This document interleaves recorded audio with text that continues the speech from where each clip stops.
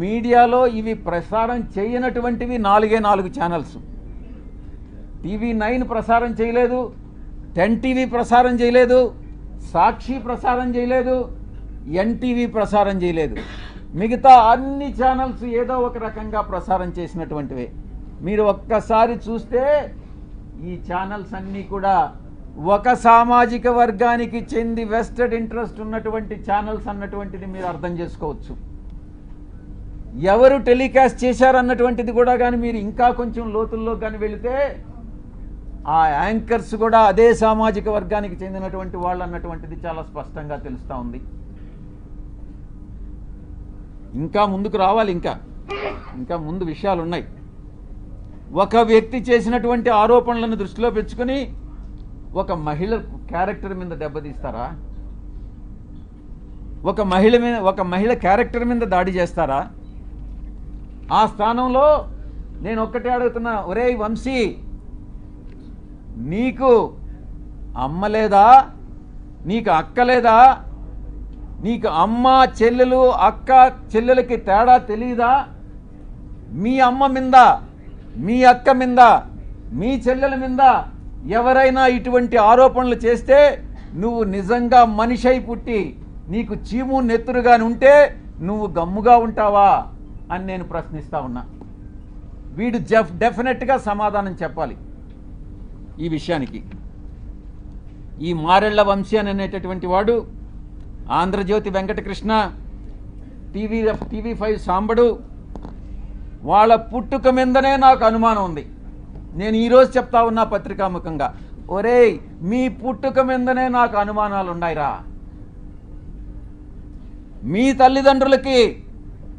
తల్లిదండ్రులకి ఎవరైనా DNA test చేయించండి, మీరు కరెక్ట్గా పుట్టారా లేదా అని మిమ్మల్ని అడిగితే మీరు బాధపడతారా లేదా అన్నటువంటి విషయాన్ని ఒక్కసారి మీరు మిమ్మల్ని మీ మనస్సాక్షిని ప్రశ్నించుకోండిరా. అప్పుడు అర్థమవుతుంది మీకు మనసులో బాధ ఏందన్నటువంటిది. ఆరోపణలు చేయడం కాదు, బ్లాక్మెయిల్ చేయడం కాదు, డబ్బులు సంపాదించడం కాదు, మనిషి అయి పుట్టిన తర్వాత సమాజానికి సేవ చేయడం రా ముఖ్యం. మీలాగా డబ్బు సంపాదించుకొని మీ యొక్క స్వలాభం కోసం మీరు ఆనందాన్ని పొందడం కాదురా. ఈ యొక్క ఆవేదన అర్థం చేసుకోవాలి, నా యొక్క ఆవేదన. నేను ఒక్కటే అడుగుతా ఉన్నా, ఇదేనంటరా మీ జర్నలిస్టిక్ విలువలు? ఇదేనా మీ జర్నలిస్టిక్ విలువలు? ఇక వంశీ విషయానికి వస్తాం. వీడికి బ్లీచింగ్ పౌడర్కి, టాల్కమ్ పౌడర్కి, లేకుండా ఉంటే ఇంకొక కోకైన్కి తేడా తెలియదు. వీడిని అసలు సమాజంలోనే వీడి టాల్కమ్ పౌడర్ అంటారు వీడిని. నేను ఒక్కటే అడుగుతున్నా, ఒరే వంశీ, జర్నలిస్ట్ అనే దానికి ఒక స్పెల్లింగ్ చెప్పరా నువ్వు కరెక్ట్గా.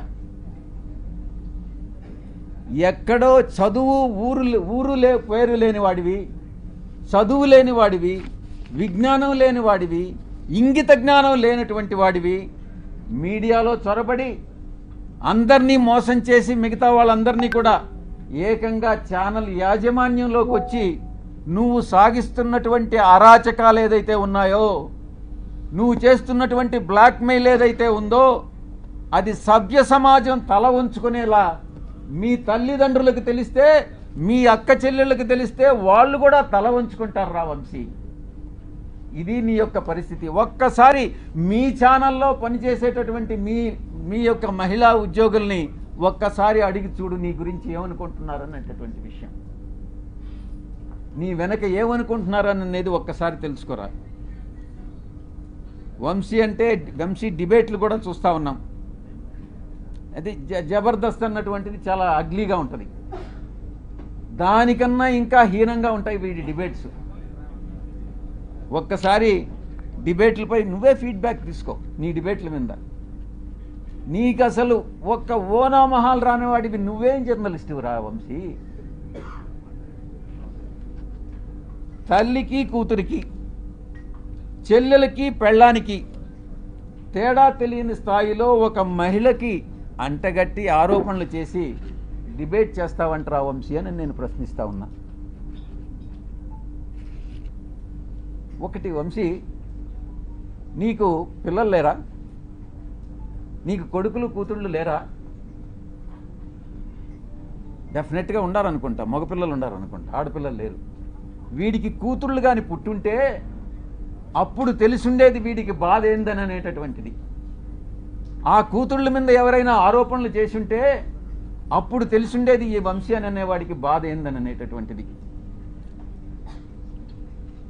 అప్పుడు ఆ పిల్లల పైన ఇప్పుడు నీకు నీకు నీకు కొడుకులు ఉన్నారా? నీ కొడుకులా కాదానని ఎవరైనా DNA టెస్ట్ చేయించమని నన్ను అడిగితే నువ్వు బాధపడతావా లేదా అని నేను ప్రశ్నిస్తా ఉన్నా. ఇక సాంబడు గురించి తెలుసుకోవాలి. సాంబడు కాసేపు అయిపోవచ్చింది, కాసేపు నిశ్శబ్దంగా ఉండండి వెనుకుండేటటువంటి వాళ్ళు, లేకుంటే ఇక్కడికి వచ్చి స్టేజ్ మీద మీరే మాట్లాడండి, నేను కూడా వింటా. సాంబడి గురించి చెప్పుకోవాలనంటే సంధ్యా శ్రీధర్ రావుని అడగాలి. నాకంటే ఎక్కువ ఆయనే చెప్తాడు.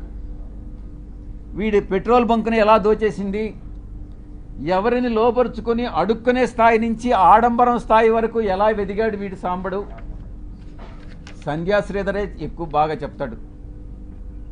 ఇక ఏబిఎన్ డిస్కషన్లో చేసేటటువంటి వెంకట్ గాడు ఉన్నాడు. వీడు ప్రముఖ సినీ దర్శకేంద్రుడు దగ్గర పనిచేసే ఒక అమ్మాయిని సైట్ కొట్టి జర్నలిస్ట్ కాలనీలో ఆ అమ్మాయికి కూడా సైట్ కావాలని అక్రమంగా ఆ జాబితాలో పేరు పెట్టించి ఆ తర్వాత ఈటీవీలో ఉద్యోగం పోగొట్టుకున్నటువంటి వాడు వీడు వెంకట్ అనేవాడు. వీళ్ళందరూ కూడా జర్నలిస్టులు, తెలుగు జర్నలిస్టు ప్రమాణాలు పాటించేటటువంటి గొప్ప జర్నలిస్టులు. ఇది ఆ తెలుగు జర్నలిజం యొక్క కథ. కనీస నైతిక విలువలు, మానవ సంబంధాల మీద అవగాహన లేనటువంటి వాళ్ళు జర్నలిస్టు ముసుగులో వీళ్ళందరూ కూడా బ్లాక్మెయిలర్స్ని నేను కొన్ని ప్రశ్నలు అడగదలుచుకున్నా. 3 ప్రశ్నలు. ఒరే వంశీ, నువ్వు జవాబు చెప్పు. క్యారెక్టర్ అసాసినేట్ చేయడానికి ఎందుకు ప్రయత్నిస్తున్నావురా అని అడుగుతా ఉన్నా. 2, నీ క్యారెక్టర్ని ఎవరైనా ఇబ్బంది పెడితే నువ్వు చూస్తూ ఊరుకుంటావా అని ప్రశ్నిస్తా ఉన్నా. ఎలాంటి ఆధారం లేకుండా నీ పేరుని ఎవరో మహిళతో లింక్ చేసి DNA టెస్ట్ చేయమని అడిగితే నువ్వు గమ్ముకుంటావా అని ప్రశ్నిస్తా ఉన్నా. ఈ 3 ప్రశ్నలకి నువ్వు సమాధానం చెప్పరా, నువ్వు నిజంగా జర్నలిస్ట్ అయితే. మనమందరం కూడా నాగరిక సమాజంలో, ప్రజాస్వామ్య దేశంలో జీవిస్తున్నాము అన్నటువంటి స్పృహ నీకు ఉందా అని ప్రశ్నిస్తా ఉన్నా. అసత్యమైనటువంటి, అమానవీయమైనటువంటి ప్రసారాలను వేగవంతం చేసే అవకాశం ఉన్నటువంటి ఈ రోజుల్లో కనీస విచారణ లేకుండా ఎవరు నిజంగా ఈ యొక్క ఇన్ఫర్మేషన్ కరెక్టా కాదా అన్నటువంటిది కూడా తెలుసుకోకుండా తిరిగి టెలికాస్ట్ చేయడం శిక్షార్హమైనటువంటి నేరం అని నీకు తెలియదా? అయినా నువ్వు చదువుకోలేదు, నీకేం తెలియదని నాకు తెలుసు, అయినా నీకు నేర్పిస్తా ఏం చేయాలన్నటువంటిది. దీన్ని ప్రజలు హర్షించరు అని నేను తెలియజేస్తా ఉన్నా. ఇక ఇంకొక విషయం కూడా నేను మీకు చేయదలుచుకున్నా. గతంలో ఒక 2.5 సంవత్సరం కిందట అప్పట్లో రామోజీరావు మీద కోపం వచ్చి నేను కూడా ఒక ఛానల్ స్టార్ట్ చేయాలని నేను ఒక నిర్ణయం తీసుకున్నా. అది ఓపెన్గా కూడా అనౌన్స్ చేశాను. కానీ కొన్ని కారణాల వల్ల మా అధ్యక్షులు నువ్వు అనవసరంగా లాస్ అయిపోతావన్నా, ఎందుకు మన ఛానల్ ఉంది కదా అని అంటే మళ్ళీ గమ్మైపోయా. కానీ ఈరోజు నిర్ణయం తీసుకున్నా. అరే వీడు దేనికి పనికిరానటువంటి వాడు ఈ వంశీ అనేటటువంటి వంశీగాడు ఛానల్ స్టార్ట్ చేయంగా ఒక ఎంపీగా ఉండి సమాజంలో ఒక పలుకుబడి ఉండి ఒక మంచి సేవ చేయాలన్నటువంటి దృక్పథం ఉన్నటువంటి నేను ఛానల్ స్టార్ట్ చేయలేనా?